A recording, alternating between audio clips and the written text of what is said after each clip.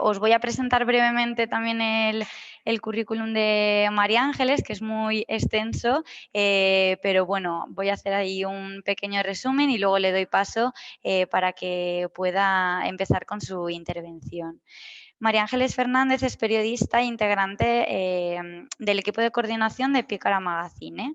Y bueno, a pesar de la numerosa formación que tiene, destacar el máster en globalización y desarrollo e información internacional, ¿no?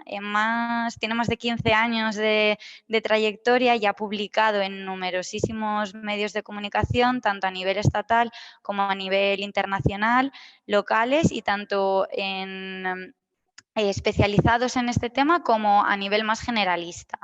Entre otros reconocimientos que ella tiene, destacaré el Premio de Periodismo Joan Gomis del 2020 a la trayectoria periodística por la cobertura en temas de agua y el Premio Cerolo de Periodismo Digital en 2018. Su amplia experiencia y sus trabajos son numerosos, por lo que si queréis también ampliar más información sobre ella, ahora os pondré por el chat una web que ahí está toda su trayectoria, que es la de desplazados.org. Y para no quitarte más tiempo, María Ángeles, agradecerte que estés aquí hoy para hablarnos de este tema tan importante. Y igual que en el primer espacio, después contaremos con un pequeño coloquio para poder resolver todas las dudas que tengamos al respecto. Hola, buenos días, o sí, buenos días. Se me oye bien, ¿no? Está todo ok. Vale, pues antes de nada, pues agradecer la invitación por participar en este espacio de encuentro y de diálogo y por invitarme a compartir reflexiones, ¿no? La propuesta que yo os traigo hoy es bueno, vengo a hablar un poco más que a traer ideas cerradas o ideas incuestionables, vengo a traer pues, reflexiones y dudas que nos surgen dentro de la redacción de Pícara Magazine. Pícara Magazine es un medio de información feminista que tenemos 10 años de trayectoria y bueno, más allá de que no hacemos una información diaria de información diaria como tal, en el que no contamos noticias, porque no tenemos capacidad, somos un medio pequeño, lo que hacemos es intentar contar contextos y invitar a hacer reflexiones más amplias. Entonces, la cobertura informativa que hemos hecho desde Pícara de las violencias machistas, pues eso, no se ha limitado, nunca hemos cubierto, por ejemplo, un asesinato como tal, que es casi el ejemplo más sangrante y la punta de la violencia machista, tal vez lo que más se ve en los medios generalistas, pero hemos intentado hacer un abordaje más amplio de lo que son estas violencias y cómo tratarlas mediáticamente.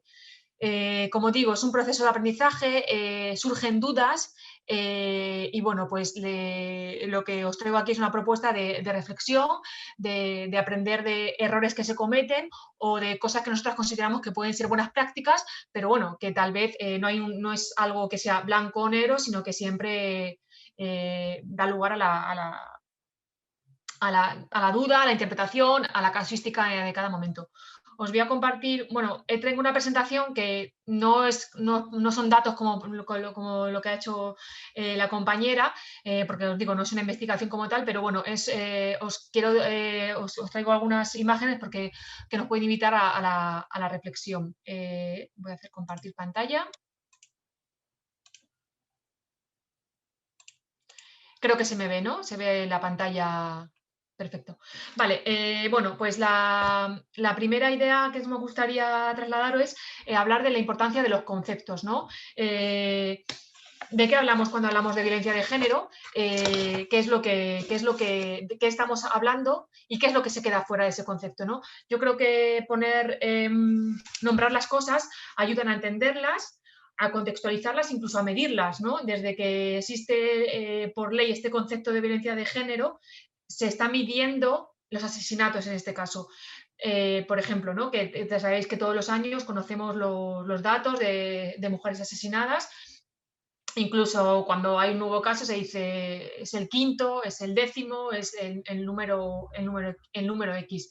Pensar en los conceptos, eso ayuda a medir y a entender.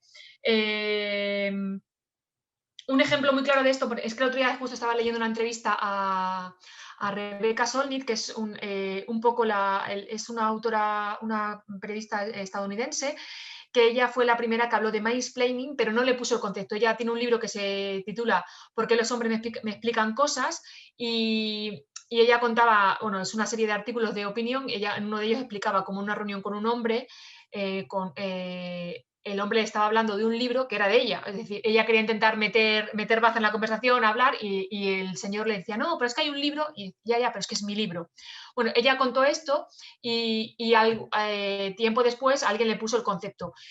En la entrevista que leí el otro día ella decía que no entendía muy bien el por qué, no compartía el concepto, el uso del concepto, pero luego alguien le dijo que ese concepto, ponerle ese nombre, categorizarlo, había ayudado a entenderlo y a hacerse que otras muchas mujeres se reconocieran ahí. Entonces, dice que entonces se ha reconciliado con esta idea. Por eso digo la importancia de los conceptos, de poner nombres a las cosas, lleva a entenderlas y a poder reflexionar e incluso a situarnos en ellas, ¿no? Pensar quién sufre violencia machista o violencia de género y quién sufre violencia machista. La idea que yo os traigo aquí es que en Pícara optamos más por hablar por violencias machistas en plural que por violencia de género. Hace poco, lo tengo aquí, este año hemos publicado, por ejemplo, un monográfico sobre violencias machistas en la que se habla de lo que es violencia desde múltiples perspectivas. Y bueno, justo hay un artículo en el que escribo yo, en el que hay un repaso a lo que es el concepto en sí y por qué al final nosotras, por ejemplo, pues optamos a hablar de violencias machistas en plural, ¿no? Os hago una breve mención a esto para que entendáis por qué nosotras nos situamos ahí y cómo a partir de ahí puede ayudar a hablar de más cosas y a explicar los contextos, porque nos parece fundamental que más allá de los hechos puntuales, que muchas veces las informaciones del día a día, de los telediarios de la televisión o de la radio o de los diarios, en la actualidad diaria, nos centramos en los hechos y nosotras apostamos por hablar no de los hechos, sino de los contextos, ¿no? De las perspectivas. Entonces, creo que para hablar de violencias machistas ayuda un poco más a entender ese contexto que nos parece fundamental para hablar luego de asesinatos concretos, de abuso sexual o de otro tipo de situaciones de violencia que se pueden vivir en el día a día. La foto que está ahí es de Ana Orantes, que imagino que es bastante, no sé si todas la conocéis. Ana Orantes es una mujer que en el año 2000, en el año 1997 acudió a un plato de televisión en Canal Sur a contar su historia de malos tratos que llevaba años sufriendo. 13 días después de contar esto en la tele, fue brutalmente asesinada por su marido. El caso Ana Arantes fue un momento de ruptura, un momento claro, porque en ese momento su asesinato causó tal conmoción, porque había sido narrada, ella había avisado previamente en televisión, que generó un gran debate social y marcó un giro en el Estado español para hablar de violencia de género en este caso, y también incluso para pensar en la importancia que tenemos los medios en este debate y en estas cuestiones, ¿no? ¿Qué papel, o sea, invito a reflexionar el papel de los medios de comunicación en este tema? Desde los años 90 es cuando la ONU empieza a hablar de violencia de género, que es de violencia contra la mujer, perdón, primero en la Declaración de Eliminación sobre la Violencia contra la Mujer en el 93, luego en la Cumbre de Beijing en el 95. Es decir, que cuando asesinan a Ana Orantes en el 97, el ámbito institucional de las relaciones internacionales estaba ya hablando de la violencia específica que sufren las mujeres por el hecho de ser mujeres. En el año 97 ocurría esto que os digo, el asesinato brutal de Ana Orantes, que supuso un punto de inflexión para los medios de comunicación y para legislativamente, y luego ya en 2004 fue cuando se aprobó la ley actual de violencia de género. Ahí tenemos es simplemente una imagen de la aprobación en el Congreso, ¿no? y de la alegría que supuso para los grupos que la impulsaron. Por un lado, esta herramienta legislativa ayudó mucho a la sensibilización social, ¿no? Había ya como un momento, el movimiento feminista estaba exigiendo ya cambios legislativos y una vez que tienes la herramienta legislativa, ayuda a que haya un cambio en la sensibilización social y luego también pues hace que el tema se trabaje más de manera más amplia, sanitaria, educativa, etcétera. Por ahí la importancia de los medios, de no hablar solamente del asesinato en sí, sino de lo que esta ley puede permitir de análisis, de educación y de sensibilización. Es verdad que desde el inicio la ley parece que se quedó corta. Ahora os digo por qué, bueno, imagino que casi todas lo sabemos, pero bueno. Por un lado, fue positiva, por lo que decía, por lo que supuso de sensibilización, de nombrar las cosas, pero por otro lado se quedó corta. El nombrar las cosas ayudó en un primer momento a que desde un año antes más o menos ya se empezara a contabilizar el número de asesinadas, que esto era una petición del movimiento feminista de contar el número de mujeres asesinadas, en este caso a manos de sus parejas y exparejas. Esa petición del movimiento feminista, esa exigencia fue asumida por los medios de comunicación que empezaron a hacer primero este recuento de manera automática a algunos medios. Esto ayudó también a que al poner cifra, aunque pueda tener una parte que limita, como veremos luego, sí que ayuda a hacer un relato colectivo, ¿no? A no tratar los hechos como hechos aislados, sino, como os decía, la importancia del contexto y generar una narrativa colectiva sobre la violencia machista, en este caso sobre los asesinatos. Y dejar de tratarlos como un hecho aislado, sino como pues parte de un continuum o de un proceso o de una estructura en la que estamos viviendo. ¿Qué pasa? Pues que este nombrar, esta contabilización tiene sus límites, ¿no? Porque por un lado, cada año se pone el contador a cero, primera asesinada del año, ¿por qué ponemos el contador a cero? ¿No? Esta es una de las críticas que hacemos. ¿Por qué en un momento se decide poner a cero como si lo anterior no hubiera pasado y empezamos a contar? ¿Por qué? ¿Por qué decidimos empezar a contar otra vez en enero? La última del año no tiene nada que ver con la primera del año siguiente. Bueno, son dudas que me surgen o que nos surgen y que trasladamos. Y por otro lado, contar según lo que ofrecía la ley, según los datos oficiales que ofrecía el gobierno, pues era contar las mujeres que hayan muerto a manos de sus parejas y exparejas. ¿Qué pasa? Que hay muchas mujeres que quedan fuera de ese conteo, ¿no? Y ahí se ve muy claramente los límites de esta primera ley que cuando habla de violencia de género lo deja muy claro, que es la violencia que sufren las mujeres por parte de sus parejas y exparejas. Es decir, que ahí tenemos el asesinato de Nagore Laffage, que fue un hecho también uno de los sucesos, dejadme que use este concepto, que sí que marca tal vez un punto de inflexión. También ocurrió en Pamplona, en unos Sanfermines, como el caso de la violación múltiple de la manada que todas conocemos. Y bueno, pues Nagore Laffage murió a manos de un compañero de trabajo al que se opuso porque no quería tener relaciones sexuales con él y le asesinó. Nagore Laffage no es víctima, según la ley, de violencia de género. Entonces, eso hace plantearnos por qué el concepto de violencia de género se queda muy corto para señalar las violencias que sufrimos las mujeres y las mujeres. El trabajo que hizo la madre de Nagore Laffage, que sigue haciendo, como traigo había alguna información, algunos ejemplos de noticias, ha ayudado a que tanto el movimiento feminista como los medios de comunicación poco a poco vayan entendiendo que la importancia de ampliar el marco, aunque, bueno, no, el marco legislativo, pues quien lo decida tendrá que ampliarlo, pero por lo menos el marco en el que se narran estas historias. Otro caso muy, muy claro fue el de Laura Luelmo hace 2 años o 3, que también, que no sé si recordáis, que también hubo un movimiento muy claro en redes cuando él asesinó un vecino y perdonadme, asesinó un vecino y Laura Luelmo no era víctima, no era un asesinato de violencia machista. Bueno, pues todos estos han hecho ampliar las miradas y que las legislaciones luego autonómicas vayan ampliando y por lo menos que los medios de comunicación aprendamos a mirar las cosas, a analizar las informaciones de otro modo, aunque se sigan haciendo muchas cosas mal. La aprobación de la ley de violencia machista también generó que muchos medios de comunicación, muchas asociaciones de prensa, muchos colegios de periodistas hicieran muchos catálogos y decálogos sobre cómo informar de violencia machista. O sea, el hecho de tener la legislación animaba a una autorregulación interna de los medios para evitar... hacer decálogo de buenas prácticas o sobre todo de cómo evitar las malas prácticas. Las redacciones de cualquier medio de comunicación local, regional, autonómico tienen estos decálogos porque se han aprobado en multitud de colegios y de asociaciones de prensa, pero luego no se cumplen, como vamos a ver, ¿no? Es decir, que sí que ha habido un intento autorregulación por parte de los medios, pero lamentablemente, como creo que tendréis mil ejemplos, no se cumplen.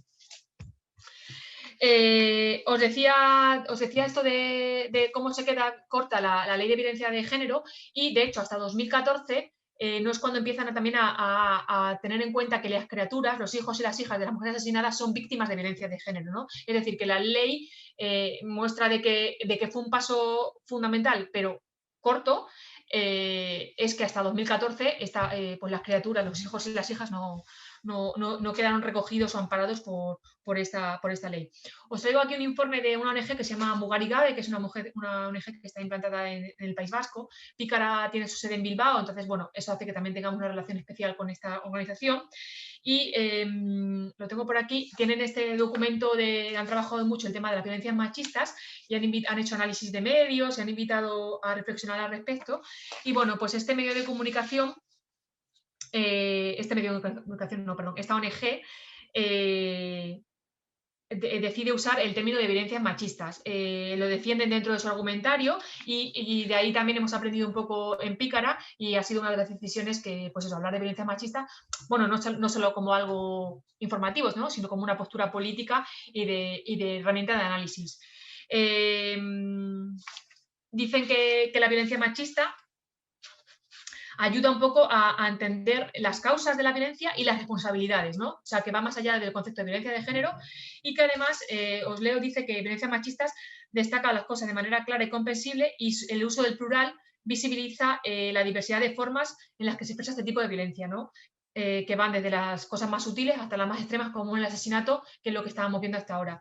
Entonces, este concepto amplio de violencias machistas en plural hace que las informaciones que publicamos en Pícara, en los análisis, para hablar de violencia, la violencia que sufren las mujeres, tengan una amplitud, una mirada muy amplia y podamos llegar a conceptos y términos que hasta ahora no pensábamos como tal que podían influenciar en esta estructura y también a analizar nuevos procesos o nuevos sucesos que están ocurriendo, como por ejemplo las violencias machistas, que también me gustaría hablaros de eso ahora. Esto lo dejo por aquí, que tengo por aquí mis notas, perdonad. Siguiendo con el postulado de Mugarigabe, las legislaciones luego de las ONGs, estoy mezclando ONG de las comunidades autónomas, sí que han ampliado mucho la legislación estatal. Y la ley catalana de 2008 es bastante mejora, ¿no? y amplía el marco de la ley estatal. Y se acaba de reformar, esta ley catalana de 2008 se acaba de reformar el 24 de diciembre. No ha habido mucho eco mediático, o al menos yo no lo tengo, a lo mejor en el ámbito de Cataluña sí, y ahí se me escapa, pero bueno, esta modificación de la ley es muy interesante porque amplía el concepto de violencia a espacios, o sea, a lugares en los que reclama el movimiento feminista. Por ejemplo, la violencia de género online, el acoso, la violencia que están sufriendo muchas mujeres en las redes sociales, en internet, en foros, en sus redes sociales no solamente públicas, como puede ser el Twitter o el Facebook, sino también en sus redes sociales de uso privado, ¿no? Como puede ser el WhatsApp o otras que use. También habla, por ejemplo, de la violencia institucional, que nos parece un tema fundamental. Hablar no solamente cuando se habla de violencia, de asesinato de mujeres, que se pone el énfasis, por ejemplo, esto sí, lo puedo contar ahora. Por ejemplo, siempre que sale el asesinato de una mujer, se cuenta y se incide si había denuncia previa o no. Pues había denunciado o no había denunciado. Y se queda ahí. O sea, la narración del hecho se queda ahí. ¿Qué implica que haya denunciado o que no? ¿Qué cambia la realidad? ¿Qué pasa con las denuncias? ¿Qué implica denunciar o qué no denunciar? ¿Cómo es el proceso de una denuncia? Bueno, pues las asociaciones de víctimas y de supervivientes de violencias machistas han denunciado en multitud de ocasiones lo complejo, doloroso, complicado, violento que implica el hecho de la el hecho de la denuncia en sí, en muchos casos. Entonces, cuando tú dices en una noticia que la mujer no ha denunciado, ya en muchos casos puede quedar la duda de que no ha hecho lo suficiente, que bueno, pues ella si no ha denunciado es que no habría hechos propios, bueno, pero no se explica por qué no se denuncia. Creo que este ejemplo es muy claro para entender cómo hay que tener una mirada muy amplia y complejizar mucho el debate para abordar mediáticamente el tema de las violencias machistas, ¿no? Pues ¿por qué las mujeres no denuncian? Porque es un proceso muy violento en el que se las cuestiona mucho y en las que muchas veces a lo mejor van a denunciar y incluso se las estando en la comisaría que les corresponda, se las invita a marcharse o a no denunciar. Esto, por ejemplo, ha sido muy claro en el caso de las violencias machistas en el ámbito rural y hemos publicado, escribí hace poco un tema sobre esto, pues porque en los ámbitos rurales en los que la población es muy conocida, cuando vas a denunciar, si quien te denuncia, por un lado, te conoce a ti o conoce a tu agresor o es familiar de tu agresor, dificulta mucho el proceso de la denuncia, ¿no? Entonces, pues son cosas que tenemos que lanzar, que contar los medios y no quedarnos en contar si ha denunciado o no, porque al final hacemos una lectura muy simplista, muy reduccionista y que puede poner otra vez el énfasis y la mirada en la mujer que ha sufrido la violencia en lugar del contexto en el que o las herramientas que se supone que ayudan a esta mujer, ¿no? Entonces, bueno, yo creo que ese es un caso muy claro y que es un ejemplo que puede ayudar a entender el por qué es importante abrir la mirada a la hora de hablar de violencias machistas y no quedarnos solamente en el relato del hecho del asesinato en sí o el intento de asesinato, que es lo que habitualmente nos llega a través de los medios de comunicación masivas. Y como os decía, la ley catalana sobre esto sí que ya habla de violencia institucional, ¿no? Y yo creo que es un tema muy importante porque hay que intentar responsabilizar y meter el énfasis en la responsabilidad institucional y judicial de las violencias que existen, ¿no? Me parece que es un reto y que poco a poco el movimiento feminista y las organizaciones sociales están consiguiendo avances en materia de legislación de igualdad, pero faltan muchas cosas y los medios de comunicación creo que tenemos el rol y el deber de acompañar estas reclamas y ampliar las miradas. Este es un ejemplo que os decía, del tema de la responsabilidad institucional que ya se está legislando y que el legislarlo va, yo creo que invitar también pues, a que haya debates, a que haya sensibilización, ¿no? que vaya de la par el tratamiento mediático con la sensibilización social, con la legislación. Otro ejemplo que os decía antes era las violencias de género en línea o las violencias machistas en línea o online o como queráis, las violencias digitales. Hay un montón de compañeras, sobre todo compañeras feministas muy, muy presentes en redes, con mucha visibilidad pública, sobre todo comunicadoras, que están recibiendo una cantidad de violencias brutales, brutales bueno, al día, a la hora. De hecho, mira, hace poco entrevistamos a Cristina Fallarás, que yo creo que es conocida más o menos por todas, porque es una figura bastante mediática y que tiene presencia en los medios de comunicación, en la que cuenta que un tipo la contactó para decirle que había analizado un poco su perfil de Twitter y que recibió una media de 1000 agresiones por minuto por Twitter. O sea, imagínate lo que es vivir con esa violencia al día.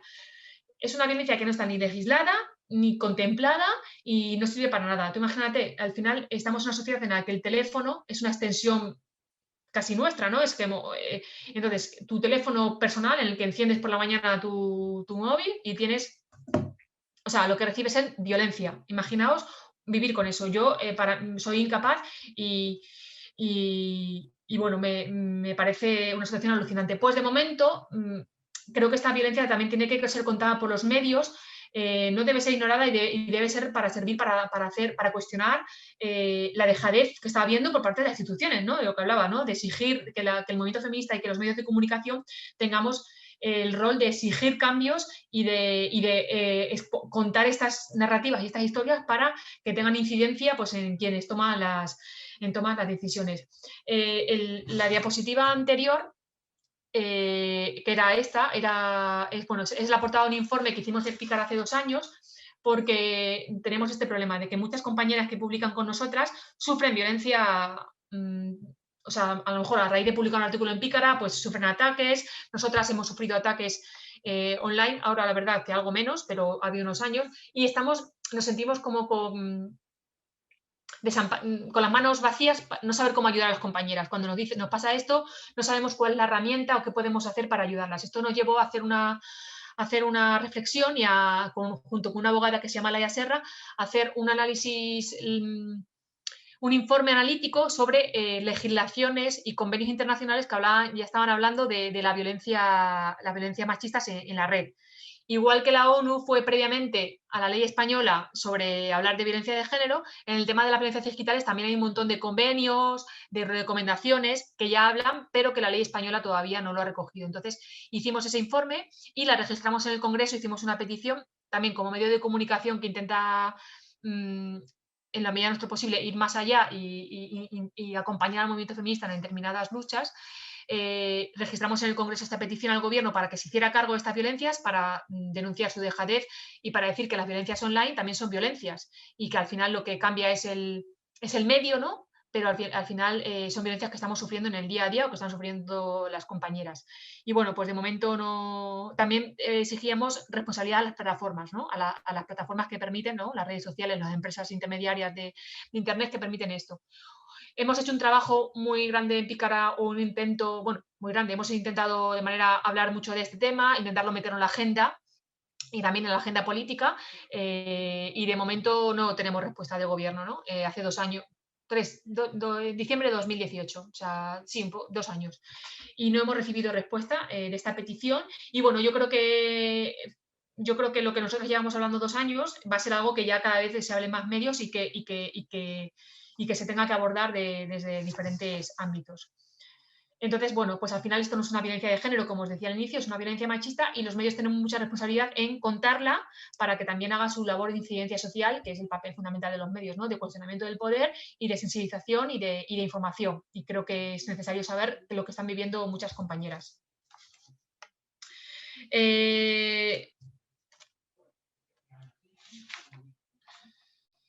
Bueno, simplemente aquí os traigo otro ejemplo de cómo al final los medios no están contando unas cosas y están contando otras, están usando diferentes estereotipos sexistas y machistas para informar, que son lugares para seguir fomentando diferentes estereotipos machistas, sexistas y diferentes noticias que no saben muy bien cómo encajar. Si seguís algunas por ejemplo, comunicadoras 8M, por ejemplo, es un perfil de Twitter que denuncia todo el rato ejemplos de malas informaciones y de cómo no solamente que los medios no informen bien de violencias machistas, sino que hacen una labor al contrario, ¿no? O sea, contraproducente en ese sentido, pues eso, como volver a poner el énfasis en la imagen de la mujer y en este caso de mujeres públicas, ¿no? De mujeres de políticas, ¿no? Que cómo se las cuestiona todo el rato. Bueno, este era un ejemplo que venía aquí de cómo por un lado no se está contando todo, se está haciendo un análisis muy mínimo y por otro lado se sigue alimentando estereotipos que al final generan o pueden generar violencia, ¿no? Porque es la parte de la violencia simbólica que no la tenía prevista para abordar hoy, pero bueno, que al final sí que todas estas noticias generan un tipo de violencia que se llama violencia simbólica. Una vez contado un poco cómo está este panorama, grosso modo, me gustaría trasladaros algunas preguntas sobre si es contraproducente informar de violencias machistas, ¿no? Me refiero volviendo un poco al inicio, cómo se aborda y qué implica. Por ejemplo, nosotros tenemos una reflexión hecha, que igual puede ser compartida o no, pero que yo la lanzo y que si queréis luego podemos debatir al final o incluso, bueno, si alguien quiere hacer alguna pregunta ahora, yo no tengo ningún problema en interactuar mientras hablo, para nada. Porque como digo, son reflexiones en construcción y son aprendizajes colectivos. A veces hemos pensado en Pícara que el contar, como decía al inicio, los asesinatos machistas como un nuevo asesinato machista en la víctima número 20, es positiva por una parte, porque digo, ayuda a hacer una narrativa colectiva, no de un hecho aislado, pero por otro lado, en la suma puede tener un efecto narcótico, ¿no? Otra más. Entonces es muy difícil, ¿no? Cómo conjugar eso para evitar no caer en noticias narcotizantes y cómo intentar no revictimizar a las mujeres también, que es lo que puede pasar con esto. Esto nos pasó también, no sé si acordáis, el año de la violación de la manada, que ese año, no sé, se puso el énfasis en la violencia sexual, en las agresiones sexuales en fiestas, y ese verano, pues, o al verano siguiente más o menos, que era un poco cuando estalló el tema, por la mañana ponen la radio, son las fiestas de, bueno, no sé, de X pueblo, de X ciudad, y se ha denunciado 2 agresiones o 3 agresiones. Entonces, todas las mañanas hubo unos meses en la que empezábamos con nuevas agresiones a mujeres en fiestas. Bueno, yo creo que que entrar el tema de las agresiones sexuales en fiestas en la agenda mediática, creo que ha sido también un hito y un hecho importante, ¿no? A raíz del tema de la manada y para, pues eso, para ampliar el concepto de violencia y no quedarnos solamente en lo que os decía al inicio del asesinato, pero por otro lado, pues también había que tener cuidado por este efecto de otra asesinada más, otra abusosa más, porque al final también generaba miedo, pues si vas a ir ese día de fiesta a ese pueblo, pues igual dices, pues igual no voy, o al final también puede tener un efecto en las posibles víctimas, ¿no? Entonces, esto es un debate que siempre surgen dudas y es cómo se resuelve. Bueno, no hay una solución, pero creo que consultar fuentes expertas es fundamental. Yo creo que atender al movimiento feminista y a las compañeras que están trabajando este tema en asambleas, que están debatiendo, que están generando discursos, también es fundamental tener en cuenta la voz del movimiento feminista para esto y, bueno, pues evitar también la forma de narrarlo sea el efecto de una más, una más. Es verdad que para hablar de cualquier tipo de violencias, las fuentes institucionales son las más usadas. De hecho, por ejemplo, la agencia EFE hizo un estudio de qué fuentes hace para hablar de violencia, en este caso de género, ¿no? Del asesinato, y el 85% de las fuentes siempre son las instituciones. Bueno, pues yo creo que para evitar este discurso tan institucional de dar voz siempre a las mismas personas, pues creo que tenemos que hacer el esfuerzo de las periodistas de ampliar la mirada, de hablar con fuentes expertas que tengan una mirada feminista, desde sexólogas, psicólogas, antropólogas, el colectivo feminista del lugar, que seguro que ha hecho un trabajo previo. Yo creo que ahí es un reto y que todavía se puede aprender mucho por ahí y se puede ampliar un poco el trabajo que estamos haciendo. Luego, otro efecto de informar sobre violencia machistas y de que os digo, de la duda que nos surge cómo informamos y cómo lo hacemos, es que hay un monitoreo global de medios, que es un estudio que se hace en todo el mundo cada 5 años sobre el papel de las mujeres en los medios de comunicación, ¿no? Como creadoras de noticias, como fuentes, ¿no? El rol, cómo aparecen las mujeres dibujadas en los medios de comunicación. El último estudio es de 2015, se tiene que haber hecho uno en 2020, pero no nos han publicado los resultados. Es decir, que yo creo que para el primer trimestre de este año, o sea, ya en febrero o marzo, tendrán que salir los datos del estudio hecho en 2020. Así que los datos que os traigo aquí son de 2015, que seguro que ahora serán otros, pero bueno, yo creo que puede ayudarnos a hacer una reflexión. En las informaciones, en las noticias, son datos de todo el mundo, es decir, que se han hecho en medios de todo el mundo porque hay un montón de organizaciones implicadas en este análisis que es súper amplio y súper interesante. Las mujeres solamente somos el 28% de las fuentes o sujetos de información, es decir, solamente aparecemos el 28% de las veces en las noticias. O sea que hay una desigualdad brutal, ¿no?, en la representación que tenemos en los medios. El único momento en el que hay una igualdad en la cobertura mediática que recibimos las mujeres es cuando se habla de crimen y violencia. Que hay somos el 51% de veces noticias en los medios. Esto indica que cuando se habla de violencia y cuando se habla de crimen es cuando las mujeres tenemos espacio mediático, ¿no? Es cuando aparecemos como víctimas. Y esto es muy, muy interesante, pero a mí me parece muy peligroso, ¿no? Porque cuando las mujeres tenemos espacio mediático en los medios para aparecer como víctimas. Y entonces, bueno, pues al final hay que evitar esta revictimización de la mujer constante y es un reto que tenemos que evitar. Porque, y esto es una cosa que hemos aprendido también, el tratar como víctima es negar la agencia de las mujeres, es negarla su capacidad de herramientas de resiliencia, ¿no?, el concepto que también ha salido antes y que me parece muy interesante, y ver qué estrategias buscan de supervivencia.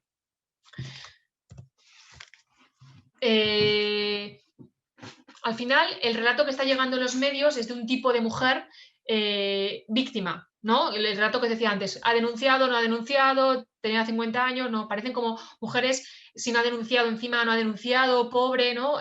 Sumisa.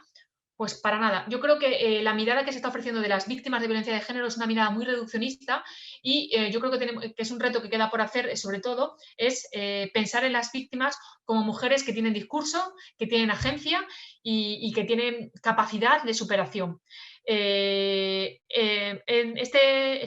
hecho, hay asociaciones de supervivientes de violencia machistas, que creo que el término ya de pasar de víctimas a supervivientes es muy significativo, que están trabajando en este ámbito y que yo creo que para abordar el tema de las violencias machistas en medios tendrían que tener un espacio y tendrían que ser una fuente de consulta fundamental. Os traigo dos ejemplos que hemos sacado en Pícara.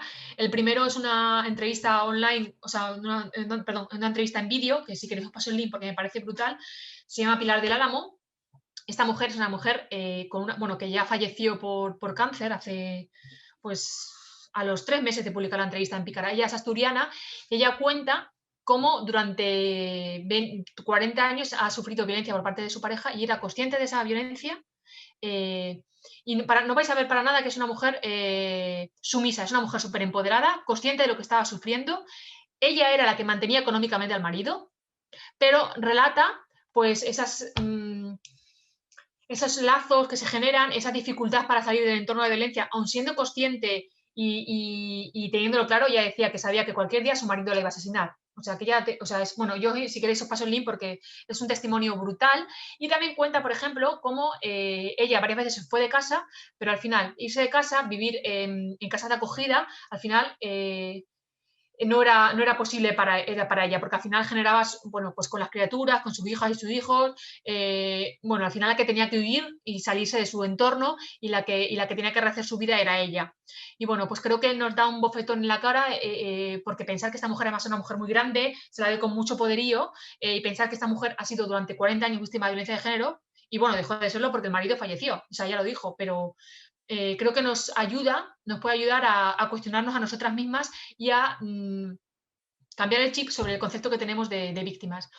Otro ejemplo que tengo ahí abajo es el de Antonia Ábalos, que es una mujer del colectivo de supervivientes de Sevilla y que hacen un trabajo fundamental este colectivo para ayudar a todas estas mujeres que están sufriendo violencia, porque consideran que las herramientas que les dan las instituciones son insuficientes, incluso anacrónicas y pueden ser contraproducentes. Entonces, estar en un colectivo, en militar, en hacer un abordaje integral de la violencia con las mujeres supervivientes es lo que ellas consideran que ayuda a estas mujeres a continuar con su vida, ¿no? Entonces, pensar en estas víctimas, ¿no? Cambiar el concepto de víctimas supervivientes, pensarlas como mujeres que tienen agencia, que tienen herramientas, que tienen resistencias, creo que es un reto que no es fácil, pero que tenemos que asumir los medios de comunicación, ¿no? Y que no aparezcan solamente medios como Pícara, que son medios feministas, que al final siempre están más cercanos a los colectivos, sino que sería un reto que aparecieran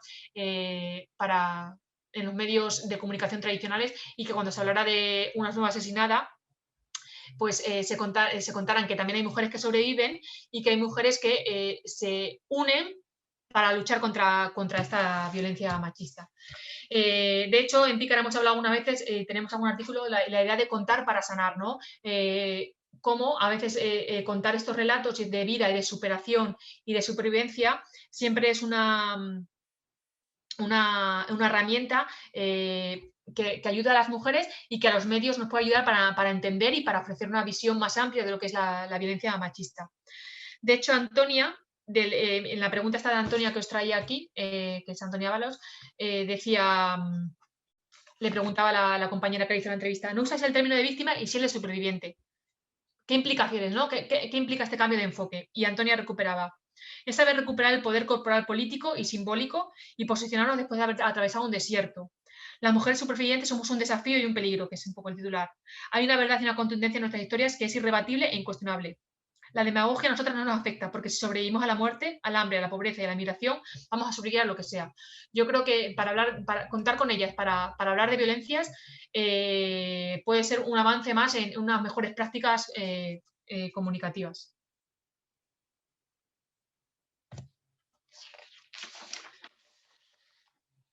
Eso, y luego os decía eso, pues que muchas veces incluso más allá de que tengamos que contar sus herramientas y su resiliencia y sus estrategias de supervivencia y de agencia propia, también muchas veces les ayuda a su proceso de sanación, de curación y de superación de lo vivido, ¿no? Y que ayuda a no revictimizarlas, como muchas veces pasa en los procesos de denuncia y los procesos de vida después, ¿no? De, pues como decía, que se tienen que ir de sus casas. Y yo creo que también que los espacios sean, los medios de comunicación sean un espacio de sanación, ¿no? De poder llegar y contar ejemplos de superación pueden ayudar a otras muchas mujeres que están en situación de violencia y pueden ayudarnos como sociedad a entender que las víctimas podemos ser cualquiera y que no solamente son mujeres sumisas y pobrecitas, sino que cambiar la mirada sobre las víctimas nos parece fundamental.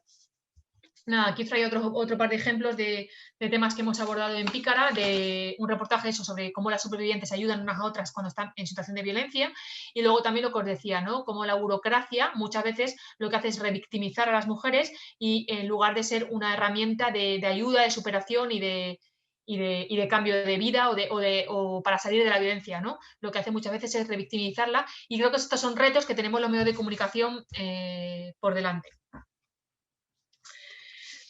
Más allá de contaros os he contado un poco esos ejemplos positivos o por dónde podemos caminar, os decía antes que hay muchas veces que a pesar de que los medios de comunicación tienen todo ya su decálogo de cómo informar de violencias machistas, hay veces o sea, seguimos cayendo una y otra vez en los estereotipos y en las informaciones.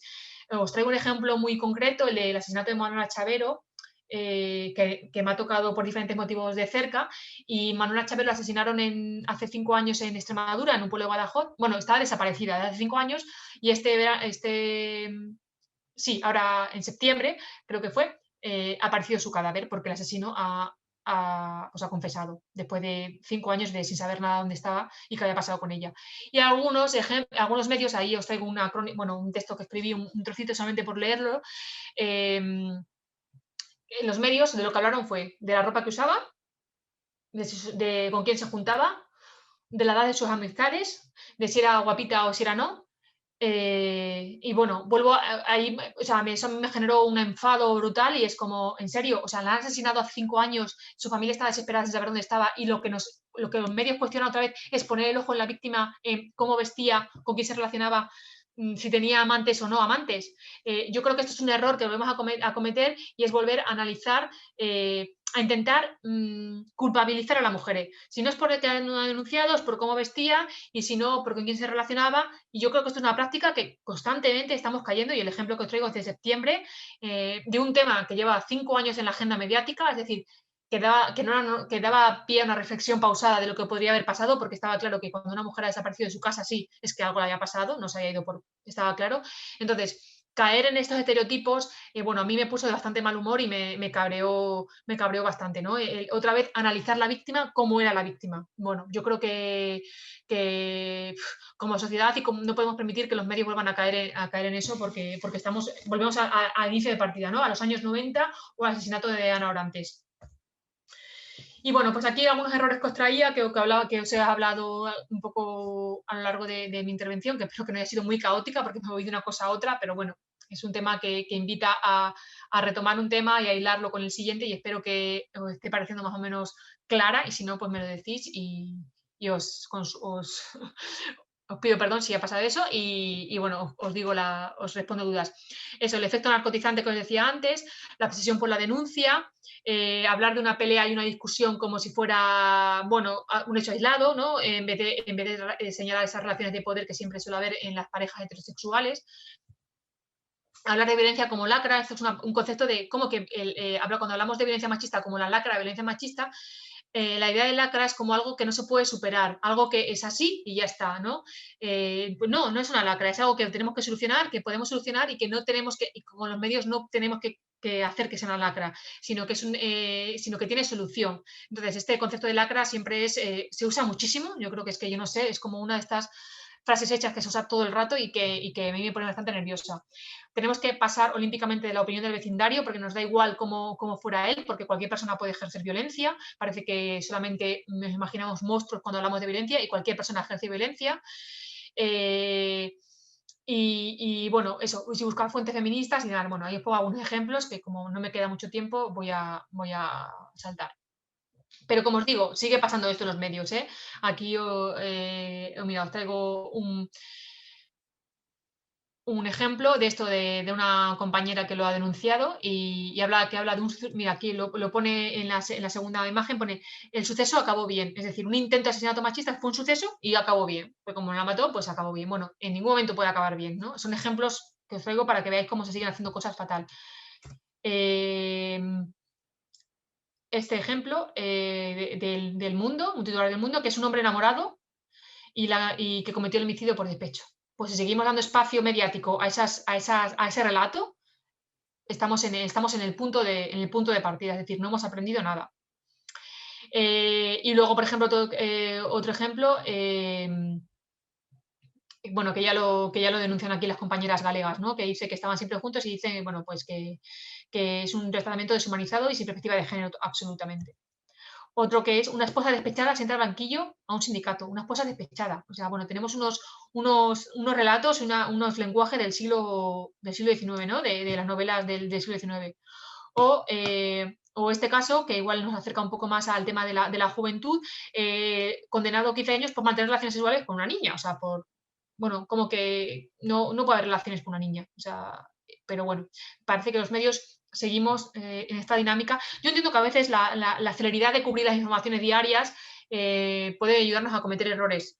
Y eso lo entiendo, pero que se pueden subsanar y se pueden ofrecer alternativas. Es decir, se puede ir más allá de la noticia del día, intentar ofrecer información de contexto, como os digo, y que amplíen la mirada sobre los hechos concretos. Y voy bien, ¿puedo hablar 10 minutos más, Begoña? ¿Voy bien? Bueno, sí, bueno, como he empezado 10 minutos tarde, Sí, voy a... o sea, como hemos tenido ahí 10 minutillos, lo quitamos un poco del tema de las preguntas, ¿no? Que por supuesto habrá tiempo. Sí, Si prefieres, te traslado las preguntas al final, ¿prefieres que te diga ya alguna hora, como tú me digas? quería dejar esta idea también, que me parece muy interesante, que me parece un reto que tenemos por delante Sí. y que nosotras y bueno, yo creo que todos los medios, y si queréis luego ya hacemos todas las Vale, preguntas, ¿vale? perfecto, así lo dejamos ordenado. Genial, luego te las traslado. Venga, perfecto. Mira, nos parece el tema de la violencia en la infancia y en la adolescencia es un tema que es muy difícil de abordar mediáticamente y que nosotras yo no tengo, o sea, no puedo contaros porque no hemos trabajado de manera directa.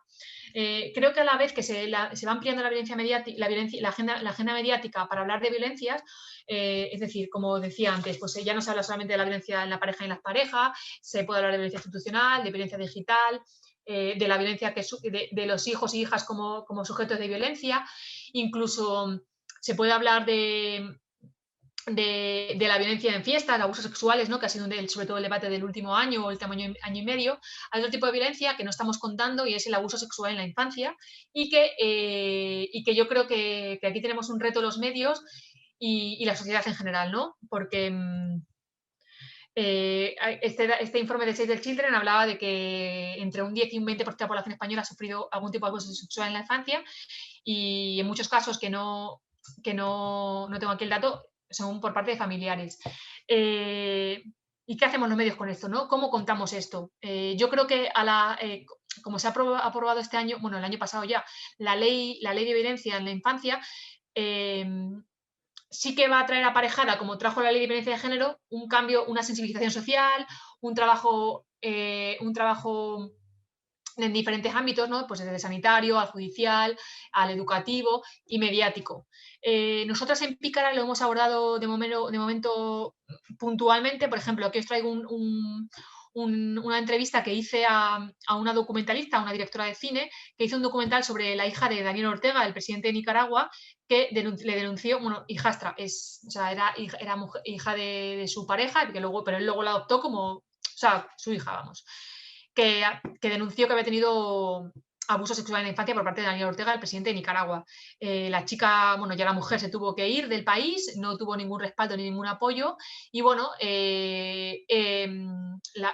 Zúñiga, Leonor Zúñiga, que es la autora del documental, pues a raíz, a raíz de hablar con compañeras sobre violencia sexual, casi todas sus vecinas, sus amigas habían sufrido violencia sexual en la infancia. Entonces, esto le llevó a preguntarse como sociedad, cómo estamos para tolerar este tipo de violencias, ocultarlas y no contarlas. Y el caso ahí que fue tan mediático de Sudamérica,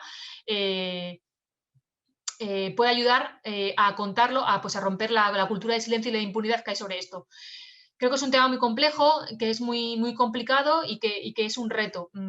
Y que aquí, bueno, pues yo creo que de hecho las organizaciones sociales, las ONGs, son temas que van trabajando y que nos pueden ayudar a los medios a ampliar la mirada, a tener datos, a poder entenderlo para trasladarlo. A mí me parece complicado. En Pícara estamos trabajando ahora en un especial que queremos sacar sobre esto, pero bueno, ya os digo que a mí es como un reto y que tenemos que asumirlo ya como periodistas, como sociedad y como, bueno, y como colectivos, ¿no? Bueno, aquí os traía un trozo de las preguntas de la entrevista a Leonor porque me parece muy interesante. También os puedo pasar links de cosas que igual os apetece leer en algún momento. Y como os digo, es un reto todavía para el movimiento de comunicación y para el movimiento feminista. Sí que ha habido ya campañas últimamente, esta que os traigo aquí, Yo no me callo más, en la que gente ha denunciado, ha contado sus abusos sexuales cuando eran pequeñas. También el caso de en los colegios católicos, que ha salido muchos casos en muchos colegios de diferentes territorios, también ha entrado el debate. La ley orgánica de protección integral de la violencia y la adolescencia frente a la violencia, que es la que se ha conocido como Ley Rhodes, que yo creo que sí que habéis oído hablar de ella, que tiene algunas cosas interesantes, pero en Pícara publicamos que creemos que a esta ley le falta un poco de perspectiva de género, ¿no? Porque no hace un tratamiento diferenciado entre niños y niñas y sabemos que las niñas pueden tener, bueno, el contexto y al final la sociedad en la que vivimos puede hacer que estén más expuestas a este tipo de violencia que los niños, aunque está claro que los niños la sufren y la están sufriendo, ¿no? Pero creemos que tiene que haber un tratamiento diferenciado. Bueno, creemos, esto lo denunciamos, que no lo hay. No tengo un análisis exacto de cómo debería ser la ley para nada. Pero bueno, yo creo que todo esto es un tema, es un reto de los próximos, ¿no? Os he traído un poco la evolución, pero yo creo que ampliar la mirada sobre las violencias machistas ha hecho que hablemos ya de abuso sexual y ahora ya tendremos que hablar de abuso sexual en la infancia y no volver a dejarlo atrás como sociedad, ni como medios de comunicación, ni como los colectivos feministas o diferentes colectivos que estén luchando por el cumplimiento de los derechos humanos en la sociedad, ¿no? Yo creo que es un reto importante y que, bueno, creo que va a dar que hablar de aquí a un tiempo, ¿no? Una vez aprobada la ley, yo creo que vendrá toda la aplicación posterior de lo que implica, ¿no? Desde el punto de vista mediático, político, social, educativo, sanitario, judicial, y bueno, pues ahí habrá mucho que aprender. Y bueno, pues si queréis me callo aquí, era simplemente lanzaros esta idea porque me parece que es fundamental, que es un reto y que yo no tengo respuestas, ni sé cómo podremos hacerlo bien, ni tengo ejemplos ni siquiera de buenas o malas prácticas porque no hemos tenido capacidad todavía de saberlo, pero yo creo que como todo es un aprendizaje y que hay mucha tela, habrá mucha tela que cortar ahí en los próximos meses. Y ya me callo, espero haber sido clara. Sé que a veces hablo un poco deprisa y os pido disculpas si ha sido así, pero bueno, espero que los ejemplos y las reflexiones que he querido compartir os sirvan para eso, para haceros preguntas, ¿no? Que es el objetivo que siempre intento con estas cosas, lanzar preguntas y ser un poco crítica. Y muchas gracias. Pues muchas gracias, María Ángeles. Yo creo que has hecho, a mi parecer, ¿no? un gran acercamiento, ¿no? a esta temática y, por supuesto, como hemos comentado nosotras al principio, aclarar estos conceptos, ¿no? Cuando hablamos de violencia de género, violencias machistas, ¿no? El que reflexionemos sobre esto es súper importante, ¿no? Y cómo lo transmitimos, ¿no? Darle la importancia a esas palabras que utilizamos y que estén bien utilizadas, ¿no? Que eso es lo principal. Te voy a trasladar algunas de las preguntas que creo que son súper interesantes, que van muy ligadas a tu exposición. Una de ellas, ¿no? La primera es que, bueno, en cuanto al tratamiento que hacen los medios de comunicación de los hijos e hijas de las mujeres víctimas de violencia de género, ¿crees que están invisibilizados, ¿no? O sea, ya este tema es complicado de hablar o que aparezca en los medios de comunicación, pero en concreto el tratamiento que se les hace a sus hijos e hijas. Sí, yo creo que no lo he nombrado, pero yo creo que ahí queda mucho por contar. De hecho, yo solamente desde 2014 se les considera víctimas, entonces yo creo que el relato mediático empieza a contar ahí, ¿no? No tenemos muchas experiencias previas. Yo creo que uno de los retos de los medios de comunicación, y que no he nombrado, pero me parece fundamental, es contar qué pasa después. Porque al final contamos un asesinato y ya. Y la mujer fue asesinada, se la enterró, pero ¿qué pasa con el agresor? ¿Qué pasa con el juicio? ¿Cómo es ese juicio? ¿Cómo es el proceso judicial hasta que hay una condena o no condena o cómo es? ¿Qué pasa con la familia? ¿No? ¿Qué pasa con las criaturas? ¿Quién se hace cargo? ¿El Estado las acompaña? ¿Las acoge? ¿Las cuida? ¿Es la familia? En el caso, por ejemplo, de mujeres migrantes que a lo mejor no tenían red familiar, ¿qué pasa? Yo creo que ese sí que es un reto y que no estamos haciéndolo, no estamos contando el más allá, el después. El proyecto de la Marea por Todas, no sé si lo conocéis, que ha analizado qué pasó con los asesinatos que se ocurrieron en 2014, es decir, qué pasó después, pues eso, en los juicios, en el pueblo, ¿no? A veces cuando pasan estos asesinatos en comunidades pequeñas o cerradas en las que todo el mundo se conoce, o que era una mujer que tenía un espacio público visible, ¿qué pasa luego qué reflexión hace la sociedad y cómo encaja y cómo puede convivir con esto? Yo creo que no está resuelto, que no está hecho. Hay ejemplos puntuales, pero creo que es un reto eso, pues hablar tanto de las criaturas, qué pasa con ellas después, como por eso, con el proceso judicial, con el agresor, qué condena tiene, qué no. Bueno, yo creo que el ir más allá y el contar el luego es otro de los retos que me parece fundamentales y que no, de momento creo que no estamos haciendo del todo bien. Sí, totalmente de acuerdo, ¿no? Al final de lo que no se habla, pues muchas veces es como que no queda constancia, ¿no? Y el abrir al después, a lo que pasa después de, pues eso, de una denuncia, de una agresión, pues también es muy importante y los niños y las niñas entran de eso, esa parte, ¿no? Que también están ahí invisibilizados y contigo, o sea, estoy totalmente de acuerdo contigo, ¿no? Relacionado con un poco con lo que has mencionado de cuando se comunica y se habla de si una mujer, ¿no? Pues no denunció o ha denunciado, ¿no? Se da ese dato antes de cuando se cuenta la noticia. Entonces, bueno, una de las dudas iba acerca de eso, de ¿cuál crees tú que es la mejor forma de poder abordar esto sin que se quede como un dato ahí aislado? Bueno, yo creo que no creo que el dato esté mal decirlo o no, como un dato más. No sé si aporta mucho, la verdad. O sea, no sé si informativamente nos aporta mucho a quienes estamos leyendo, escuchando o viendo la noticia. Pero en el caso de que se dé, creo que no se debe dejar ahí, sino que tiene que haber otra información después, no digo ese mismo día, digo otros días. O sea, creo que tiene que haber también un espacio mediático para contar cómo son los procesos de denuncia, para que cuando digamos si ha habido denuncia o no, tengamos capacidad de saber qué implica eso porque cuando lo cuentas así parece que es que la mujer no ha querido denunciar o no lo ha hecho, o porque no había violencia previa, que ha sido un hecho puntual, o porque ella no quería denunciar a su pareja. Y es que a lo mejor estamos dejando de contar otras realidades. Entonces, yo creo que más allá de contarlo o no, que bueno, puede ser un dato o no, que no sé hasta qué punto es importante, pero creo que habría que contar más, o sea, más veces, de manera diferentes, cómo es el proceso de una denuncia de violencia machista, porque parece que es un trámite muy fácil. Tú vas allí y denuncia, y bueno, no creo que sea fácil denunciar una violencia machista. Primero, asumirte como víctima, no creo que sea fácil.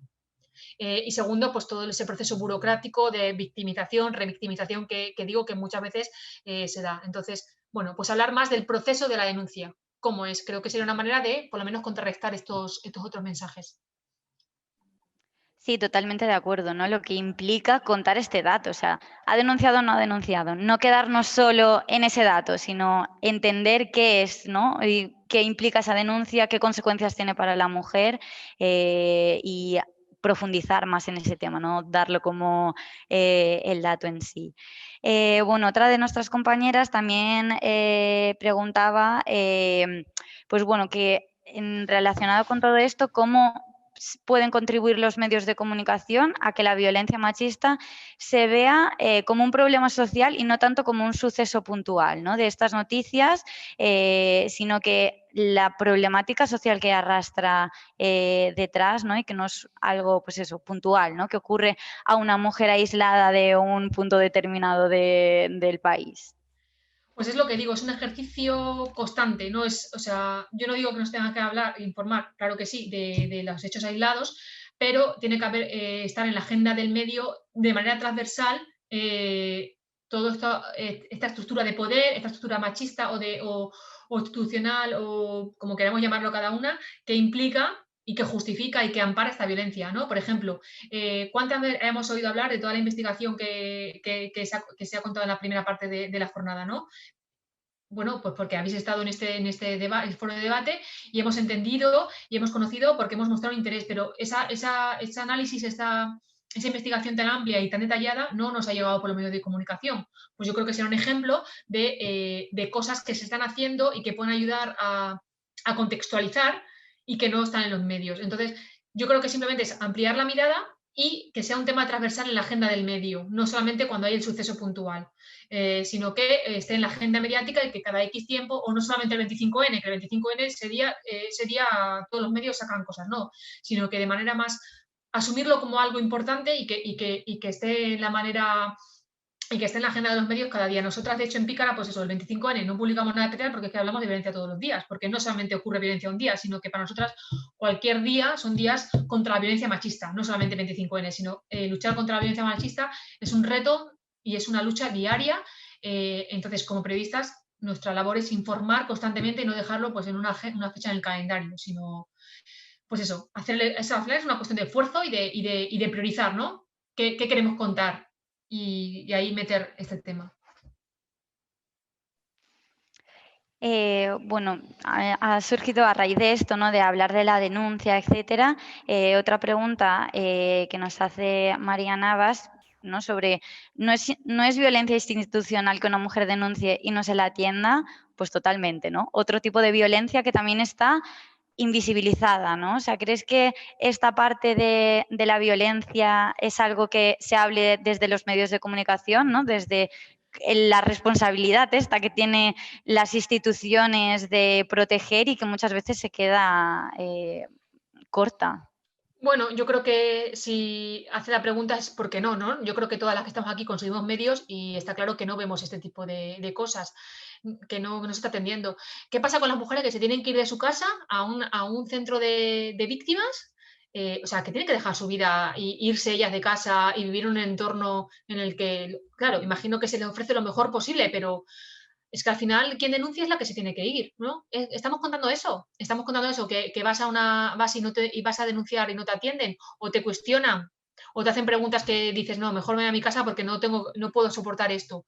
O que vas a un pueblo y que es el ejemplo que os traía antes, que lo saqué de un informe que se hizo, era un informe del País Vasco, pero bueno, pues eso, que fue a denunciar y es que al final el que denunciaba era el primo a quien tenía que poner la denuncia, o sea, la persona que la atendía era el primo de su agresor. O sea, o sea, hay una violencia institucional clara o una dejación de funciones que tenemos que denunciar. Y ahora con lo que os decía, con lo de la ley catalana que se ha aprobado ahora el 24 de diciembre, que por primera vez lo cita, le pone nombre, la importancia de ponerle nombre, lo pone nombre, lo acota, lo define, pues que a lo mejor puede haber ahí también un cambio y podemos pues a lo mejor los medios catalanes empiezan a trabajar este tema de una manera más clara porque ya se le ha puesto nombre, se le ha delimitado y se le ha legislado, ¿no? Y eso siempre ayuda a que como sociedad y como medios de comunicación podamos analizar cosas. Pero sí, o sea, no, es un... Sí, al final parece, ¿no?, como que estamos poniendo la responsabilidad en los medios de comunicación de que esto se sepa, pero no tanto en ese sentido, sino de sois un altavoz, ¿no? Y sois uno de las principales, pues bueno, herramientas, ¿no?, que muchas veces también nos sirven a nosotras, ¿no? Nosotras desde la intervención, claro que trabajamos a nivel individual con los peques, con las mujeres, ¿no? Pero esto se tiene que saber y de ahí, ¿no?, junto con vosotras, con la mano de los medios de comunicación, con las redes sociales, también nosotros pinchamos y exigimos, ¿no? De contad esto, ¿no? Que esto se visibilice porque es la forma más rápida y más actual, ¿no? Porque ahora todo va por las redes sociales y por los medios de comunicación. De llegar a la gente, ¿no? Y de visibilizar pues esta problemática, ¿no? Sí, por eso decía que es muy importante que los medios tengan en cuenta el movimiento feminista, porque todos estos debates los tienen y tienen respuestas, y los colectivos y las organizaciones que estén trabajando en la base y en la intervención social y en la intervención directa, porque conocéis las problemáticas, o sea, y siempre vais a dar claves que son fundamentales. Entonces, yo creo que ahí está dejar tanto a las instituciones como fuente, que es lo que decía, que se hace siempre, ¿no? Y buscar a otros colectivos y otras organizaciones que están trabajando el tema y que van a dar una mirada muy diferente, pero fundamental para abordar la cuestión. Muchísimas gracias, María Ángeles, por aclarar todas estas dudas que nos han ido saliendo y que han sido tan interesantes.